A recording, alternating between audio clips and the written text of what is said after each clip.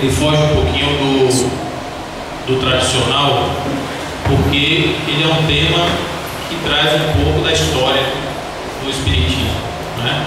E ele fala um pouco de como se constituiu este legado de ideias, de filosofia, que nós hoje podemos usufruir. Nos conta o Espírito de Emmanuel que desde muito tempo atrás a humanidade recebe mensagens vindas da espiritualidade com o propósito de preparar o terreno para que novos pensadores, novas doutrinas, novos direcionamentos espirituais sejam dados.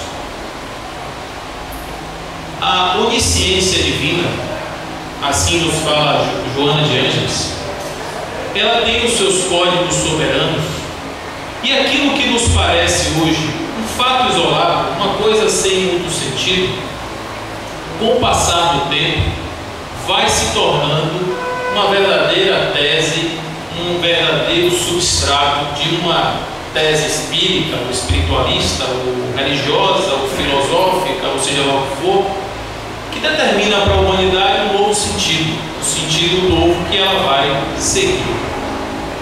E assim nos conta a história que há muito tempo atrás uma criança tinha sua vida ameaçada de morte.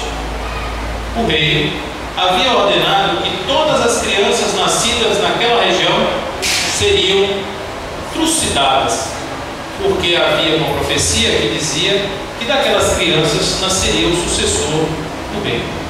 E o rei não queria e mandou que matasse as crianças. A mãe, desesperada, pegou a criança, colocou num cesto de junco e colocou no rio. E essa criança então navegou horas e horas e horas e horas pelo rio, até parar no lugar aonde uma mulher tomava banho, fazia a sua higiene. Quando viu aquele cesto, pegou o cesto e viu que tinha uma criança dentro. Ela se apiedou, pegou esse menino, colocou no colo e levou para dentro da sua casa.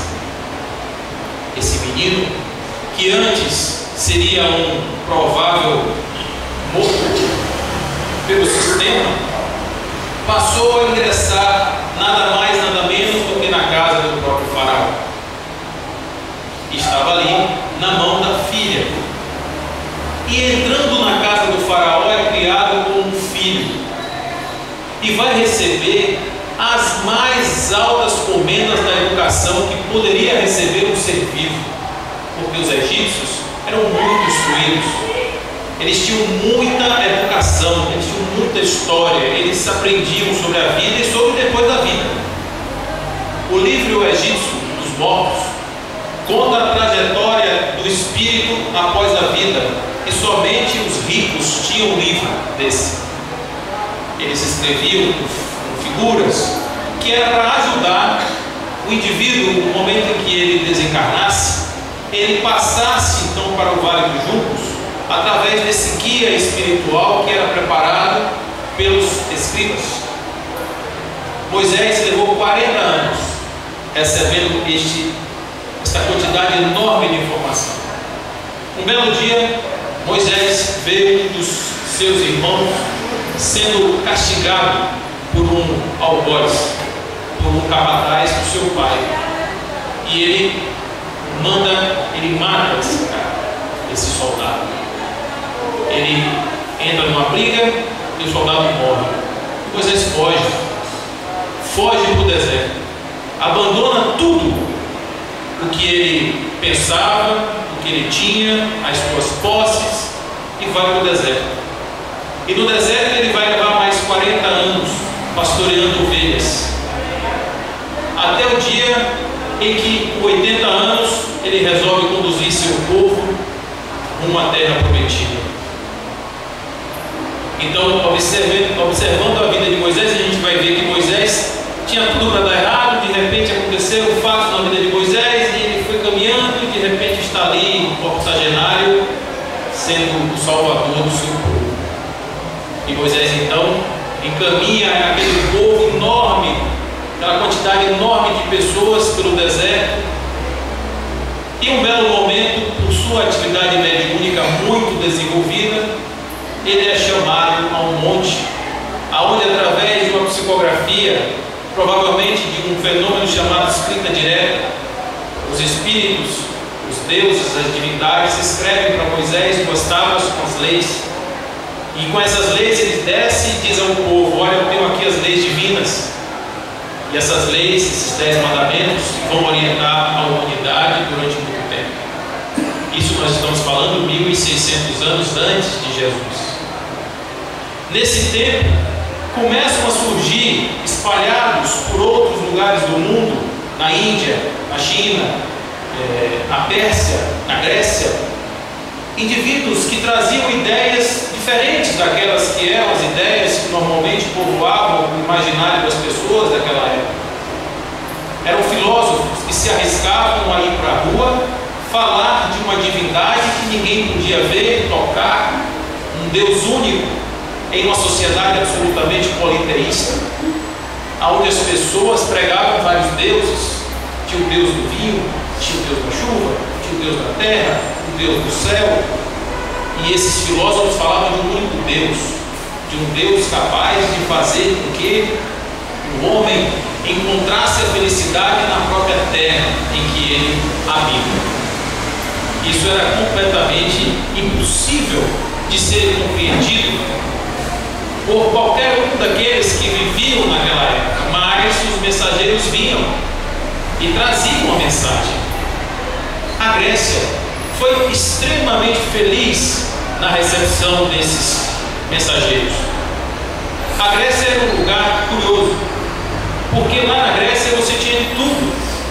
Existia na Grécia um pensamento materialista, existia na Grécia o pensamento menos materialista possível, mais espiritualizado possível, convivendo lado a lado, na representação de duas cidades, Atenas e Esparta. Esparta era uma cidade da guerra, a cidade de Licurgo, a cidade do general Leônidas, a cidade que tinha a possibilidade de um pai entregar seu filho, ainda pequeno, para o exército criar. Aqueles filhos que não eram sadios eram atirados do monte, porque não se admitia ter filhos que não fossem produtivos para a guerra. Pais que tinham filhas sacrificavam as suas filhas porque tinham vergonha de não gerar os varões da guerra. Esta era a sociedade de Esparta, onde os homens e as mulheres eram padronizados até no vestir, não haviam direitos, era uma sociedade extremamente rígida. E do lado existia Atenas, o berço da democracia do mundo, o lugar onde todos os direitos civis eram obedecidos, que as decisões eram tomadas em colegiado. E neste palco de Atenas, os filósofos fizeram, como se diz, a festa. Nós vamos encontrar diversos desses homens andando nas praças públicas e falando de coisas que eram impossíveis de serem entendidas. Falavam da alma, falavam da transcendência, falavam da desnecessidade do corpo, falavam da perecibilidade da vida material e eram taxados de loucos. Esses casos de loucos, inclusive, cabem para São Francisco de Assis, que quando caminhava pela sua jornada na Europa também, era chamado de um maluquinho de Deus. Inclusive uma história curiosa e recente. Divaldo Franco, agora na sua última viagem, ele estava numa caravana com 16 pessoas e o seu carro, o carro que ele estava, uma van, ele achou curioso porque o motor estava no lugar errado. E ele disse ao motorista: por que essa van tem o motor no lugar errado?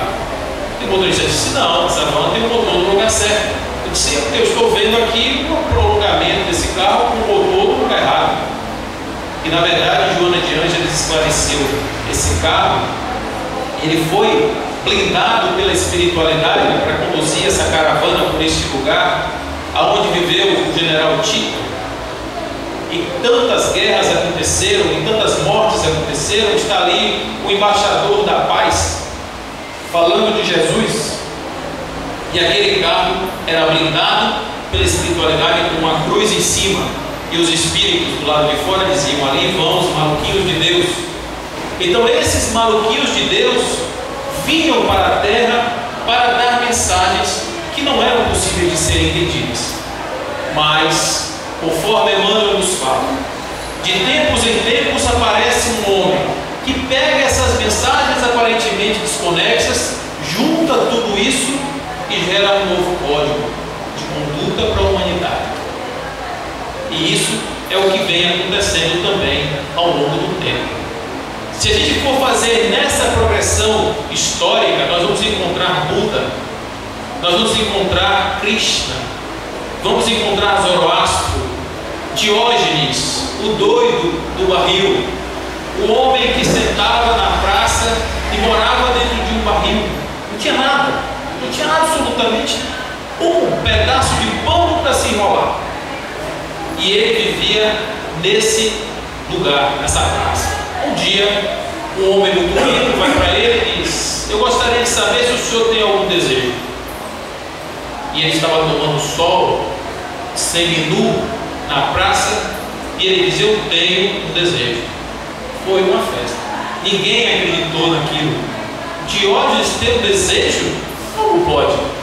E na verdade ele diz: o meu desejo é que não me tomes o que não podes me dar. O homem estava diante do sol e estava fazendo sombra dele. Ele disse: eu quero apenas que o senhor se afaste para poder tomar meu sol.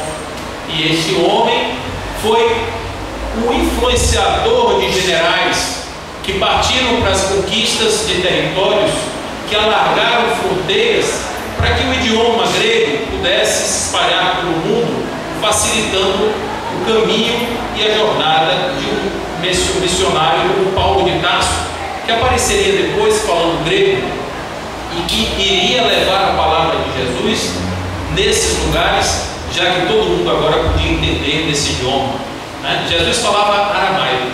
Aramaico era uma língua que pouca gente conhecia. Então o grego foi o idioma que possibilitou a disseminação do Evangelho, assim como o latim posteriormente. Mas por curiosidade, Alexandre Magno e Júlio César, que foram os homens que fizeram o grego se espalhar pelo mundo e o latim se espalhar pelo mundo, eram o mesmo Espírito. O mesmo Espírito reencarnado, que veio com uma missão de fazer a unificação do Império Grego no primeiro momento, e depois aparece Júlio César na Itália, em Roma, fazendo esse Império Romano se estender no idioma latim. E com esse propósito de guerras e de alastramento de fronteiras, nós encontramos a possibilidade de sermos hoje um país católico e de conhecermos também o Evangelho de Jesus. Então, esses fenômenos, esses fatos que acontecem de forma isolada, às vezes até de maneira triste, como pode uma guerra estar a serviço da divindade? Isso é uma questão que nos deixa assim: será que a espiritualidade manda guerreiros para a terra, desde que os propósitos da guerra sejam propósitos elevados, propósitos que posteriormente vão se constituir em uma razão para aquilo ter existido? E aí nós vamos encontrar também, dentro desse período, esses dois amigos, Sócrates e Platão. Sócrates era um homem bastante curioso. Ele era filho de um escultor e de uma parteira, e de alguma forma ele herdou a profissão do pai e herdou a profissão da mãe. Do pai, porque ele era escultor. Ele foi casado, tinha 3 filhos, o pai tinha uma condição de vida boa. Sócrates não era um homem pobre, mas um homem que começava a questionar a vida e perguntar. Ele perguntava, né? Ele fazia questionamentos a respeito de qual o sentido da vida, qual o propósito de nós estarmos aqui, por que é que nós existimos, uma sociedade que era absolutamente voltada aos prazeres do corpo. E Sócrates tinha essa questão. Ele dizia que a razão é o poder da alma para conhecer a essência das coisas. A alma existia e a inteligência servia para que a alma pudesse, através da inteligência, perceber o mundo e aprender. Olha que negócio legal. Uma pessoa que falou isso, gente, ele nasceu no ano 469 a.C. e morreu no ano 301 com 70 anos. Este homem, ele tinha um discípulo que se chamava Platão. Platão conheceu Sócrates ainda muito novo e vai, juntamente com Sócrates, constituir a escola filosófica que mais se disseminou na Grécia e que vai ter o contributo de Aristóteles, Pitágoras, de todos esses outros filósofos que viveram nesse período e que tiveram influência também na constituição não só da doutrina do Espiritismo, como também do cristianismo. Platão e Sócrates vão ensejar uma série de contributos para a sociedade moderna. Um dos maiores contributos de Platão para a sociedade moderna, que hoje é discutido bastante, é o chamado complexo, ou melhor, mito da caverna. O mito da caverna de Platão era muito curioso. Ele dizia que os homens nasciam como prisioneiros de frente de uma parede da caverna. Quando a luz refletia do lado de fora na porta da caverna, as imagens eram projetadas na parede. Sabe aquela brincadeira que a gente faz com as crianças que fica fazendo gatinho, cachorrinho, com a mão, aquele negócio na frente da luz e projeta na parede? Ele dizia que as pessoas ficavam olhando aquela parede, as imagens projetadas. E assim, ele queria dizer que o homem é fruto das suas próprias ilusões. Que ele não vê o mundo na realidade, ele vê o mundo através dos seus olhos e das suas ilusões. Um dia, um desses prisioneiros resolvia sair da caverna. Fazia o quê? Soltava as correntes e ia em direção à porta. O que acontece quando a gente está no escuro e chega na luz? O olho cega. Então a primeira coisa que acontece com essa pessoa que vai sair da caverna é não enxergar nada. Ele enxerga ainda sombras, imagens distorcidas, ele tem uma visão completamente turva da realidade. Mas à medida que ele insiste que ele vai saindo da caverna, esse olhar dele vai ficando mais nítido e ele começa a ver a realidade lá fora. E ele olhando a realidade e olhando a parede, ele diz: olha como aquelas pessoas estão iludidas. E ele volta para avisar as pessoas. O que acontece com as pessoas quando alguém chega lá e diz: isso aí, tudo que vocês estão vendo é uma ilusão? Você está doido? Você não está vendo que isso aqui é real? Ele vai dizer: não, mas o real não é isso não, o real é o que está lá fora, que vocês não estão vendo. O real está na luz e vocês não estão vendo, vocês estão vendo na parede. Então esse mito da caverna de Platão, ele hoje, ele pode ser aplicado aos nossos processos de reforma íntima, da forma que ele explicou. No momento em que nós vamos sair da nossa ignorância e ir para a luz, vamos atravessar um período de complexidade. Essa transição, esse momento, né, em que nós saímos da escuridão para a luz, os nossos olhos vão nos trair um pouco, até que a gente consiga, insistindo, realmente ter essa iluminação. Isso veio de muito antes de Jesus. Agora, dizer que Jesus bebeu apenas da fonte dos essênios, conforme algumas pessoas dizem, seria um erro, porque na verdade todos esses conhecimentos dos gregos, dos hindus, dos chineses já estavam na sociedade. Jesus foi esse espírito aglutinador das ideias que pegou todo mundo, juntou e fez a sua doutrina, consolidou uma doutrina de amor, né? Vamos olhar algumas coisas que Platão falava com relação à essência da alma e que foi aproveitado depois pelas doutrinas. Ele dizia que o homem é uma alma encarnada. que existia anteriormente unida às ideias do verdadeiro, do bom e do belo. Recorda-se dessas, o que cria o desejo de voltar a esta situação.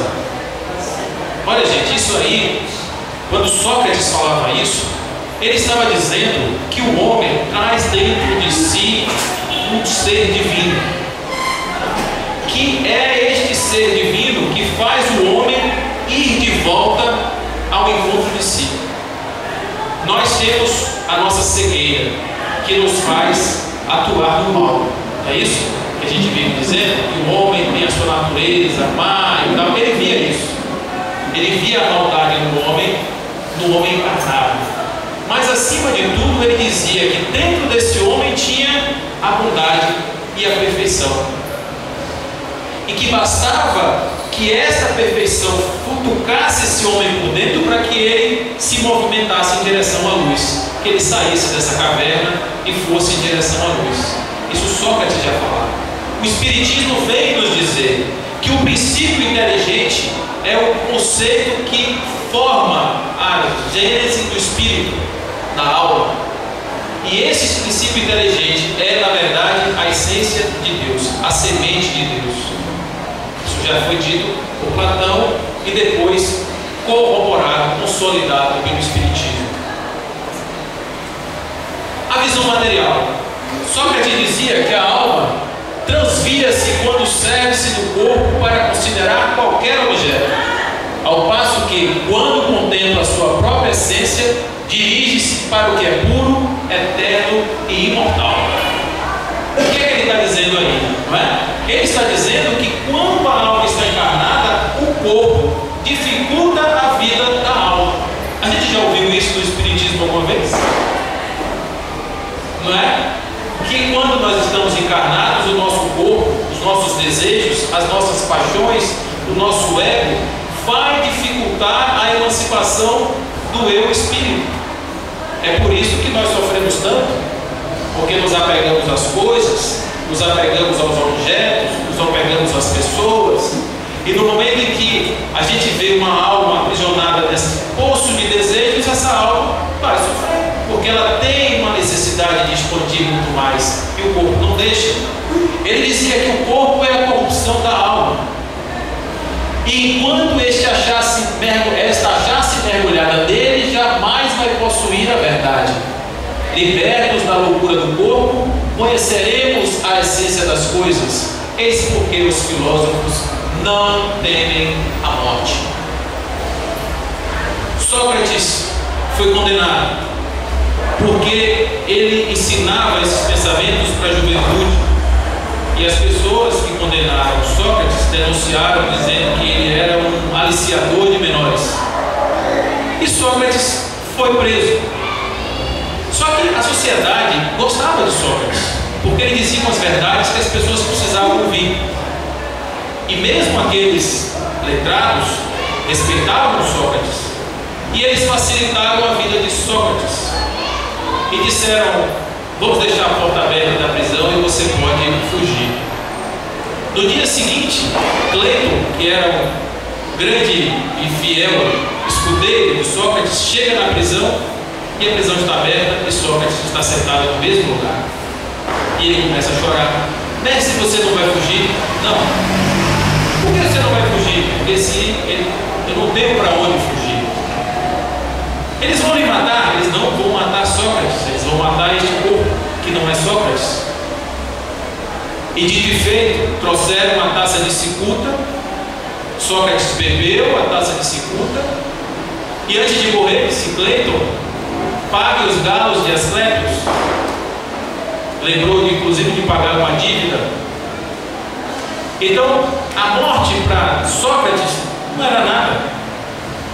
Ele entendia tanto dessa transcendência do corpo, que ele entendia que a morte não tinha sentido nenhum para sofrer, se apegar. Seria uma incoerência se ele sofresse nesse momento, porque todos nós, talvez, no momento de uma situação dessa, presos, obrigados a tomar uma taça de veneno, quem que reagiria se não tivesse completamente desprovido desse aprisionamento do corpo, da forma que Sócrates fez? E ele fala da reencarnação. A única coisa de Sócrates e de Platão que não batem com a teoria do Espiritismo em relação à reencarnação é que eles falavam que a alma poderia reencarnar em animais. E nós sabemos, pela doutrina espírita, que no momento em que o espírito adquire as capacidades para incorporar um ser humano, um corpo humano, ele não tem mais a condição de retrogradar e encarnar em um animal ou um ser infra-humano qualquer. Não existe possibilidade de o espírito voltar de acordo com a doutrina espírita. Sócrates e Platão não pensavam assim. Eles tratavam esse assunto de uma outra maneira. Após a morte, o demon, que a religião transformou em demônio, não tem nada a ver com esse demônio que a gente conhece, que foi pintado aí, com aquelas características. Ele é um espírito que não é Deus. Todo espírito que não é Deus é um daimon. Então, após a morte, o daimon que nos fora designado nos leva ao Hades, que não é um lugar muito bacana, que a gente chama aqui de umbral, de zonas menos nobres, para sermos julgados.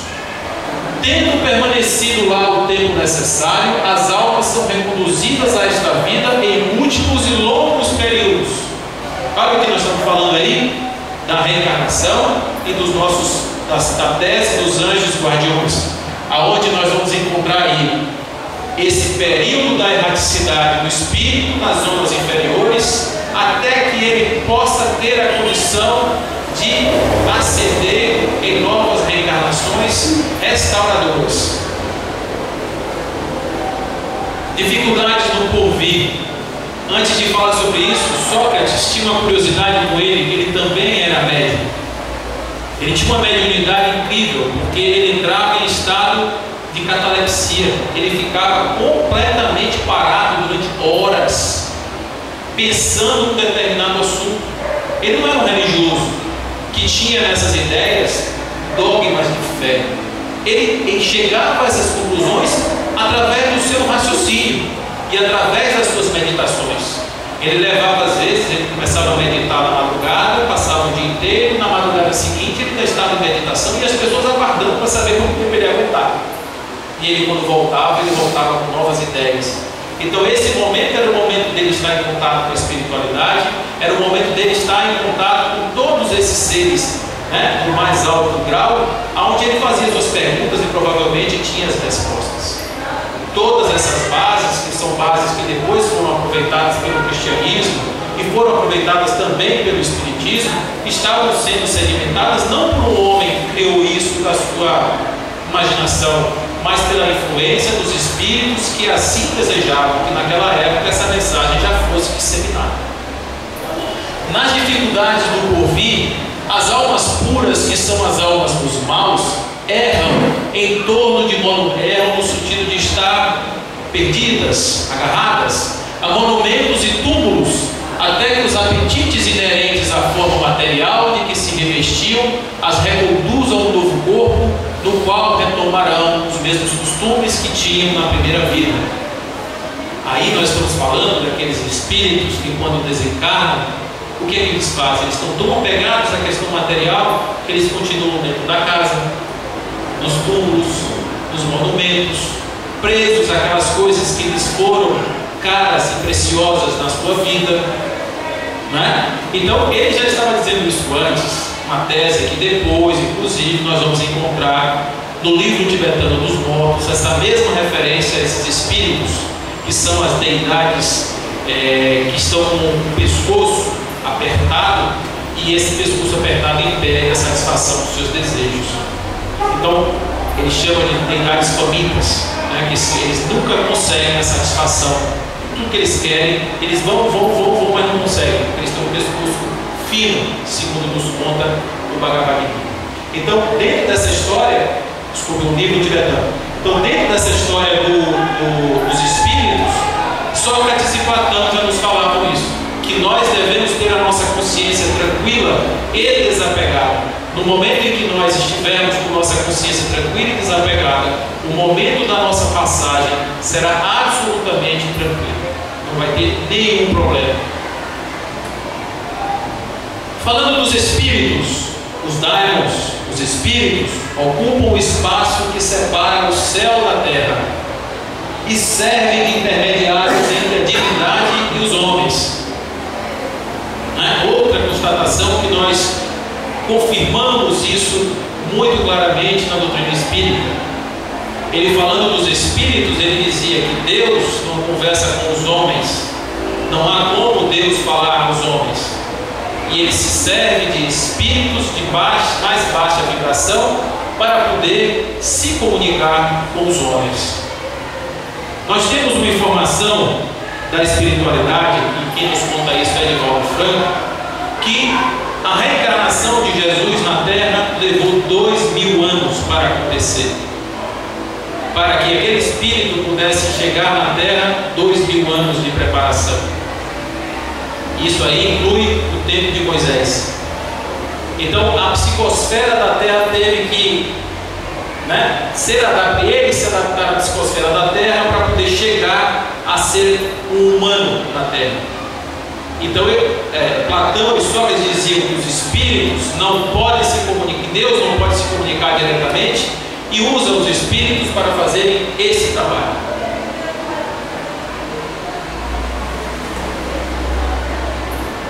A virtude não pode ser ensinada, vem por dom de Deus aos que a possuem. Isso daí rende uma história longa, porque nós acostumamos a aprender que o homem nasce simples e ignorante, o espírito nasce simples e ignorante, não é assim?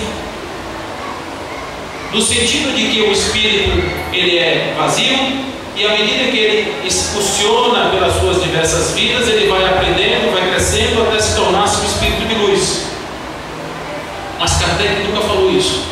Apesar de dizer com essas palavras, a sua expressão, o seu entendimento não era esse, porque ele falava do princípio inteligente. Nós vimos lá atrás o princípio inteligente, a gota divina, que é perfeita. Então, na verdade, o que Sócrates dizia é que a virtude não pode ser ensinada, ela já está dentro do homem. O homem só precisa descobrir essa virtude. É o trabalho do burilamento. Vai dar no mesmo. À medida em que eu vivo, que eu vou experimentando as minhas jornadas na encarnação, eu vou tirando essas camadas e vou me tornando um ser melhor. Mas eu não vou acrescentando, eu vou tirando, como o escultor tira a pedra que não é a escultura. O escultor pega um bloco de pedra, começa a esculpir, e o que sobra é o quê? A escultura. O que é que ele tirou? O que não é a escultura. A mesma coisa, nós vamos sendo esculpidos, à medida em que nós vamos evoluindo, vamos tirando até nos tornar o ser divino que na verdade somos necessariamente. Perdoar aos vossos inimigos. Nunca ou não se deve nunca retribuir a injustiça com a injustiça. Jesus falava: se alguém te ferir uma face, oferece a outra face. Nem fazer mal a ninguém, qualquer que seja o mal que nos tenham feito. Poucas pessoas, entretanto, admitem esses princípios, e as que não concordam com ele só podem desprezar-se umas das outras. Jesus falou muito sobre isso, e o Espiritismo nos fala. E aí vem uma tese interessante com relação à iluminação do homem, para a gente pensar um pouco sobre isso. É fácil perdoar os nossos inimigos? Quem acha que é fácil? É difícil, né? Mas é um trabalho que todos nós temos que fazer. Perdoar os inimigos? Diga aí. Assim, pelo menos, mandam as Escrituras, né? Mas o indesejado talvez seja não termos inimigos para perdoar. No momento em que nós não temos inimigos, não precisamos perdoar mais ninguém. Então, essa mensagem hoje, ela pode ser refletida que não é um ato de obrigação, de esforço, mas um ato sublime de dizer: não tem mais inimigos. E essa mensagem, gente, tem 3.000 anos. E com isso, dentro dessa introdução do livro do Evangelho, que fala a respeito da influência de Sócrates e Platão na doutrina espírita e no cristianismo, existem 21 aforismos, essas frasezinhas. No total são 21, que Kardec trouxe. Porque se nós formos pegar a doutrina de Platão e de Sócrates, muito mais. A teoria da carruagem, do cocheiro, aonde o cocheiro guia 2 cavalos, o bem e o mal. O cocheiro é a inteligência, o bem e o mal é essa dualidade que briga dentro do homem. Isso está na doutrina, está no escrito, na filosofia desses homens. Certamente, quando Jesus chegou à Terra, ele também não teve acesso aos escritos de Platão, porque Sócrates, como Jesus, não escreveu nada, como Buda também não escreveu nada. Jesus foi um homem do exemplo. Ele veio para viver aquilo que ele tinha como mensagem. As pessoas escreveram, mas ele não escreveu. Buda também não. Se Jesus fosse escrever, o que Jesus fazia? O que as potências divinas tinham feito lá atrás com Moisés. Pegava o médium e mandava tudo aquele evangelho psicografado no médium. Não era assim que ele podia fazer? A mensagem não ia chegar para a terra do mesmo jeito, mas não tinha um exemplo. Então ele veio para viver o exemplo e dizer: gente, é possível viver isso. Os filósofos que antecederam Jesus viveram as suas verdades e morreram por isso. Alguns de uma forma heróica, outros de uma forma trágica, mas todos viveram a sua verdade. E assim nós concluímos dizendo que nada que acontece nas nossas vidas, nem que acontece no mundo, nem no universo, está destituído de um propósito divino. É importante que estejamos abertos a todas as mensagens, que ouçamos os maluquinhos de Deus quando eles aparecem à nossa frente trazendo mensagens inovadoras. Não ficarmos presos aos dogmas, porque eles foram aquelas mensagens que nós aprendemos desde criança. Ter o coração aberto para ouvir, para meditar, para refletir, porque certamente todas essas mensagens um dia vão se constituir em um padrão de orientação para a humanidade. Certo? Obrigadinho.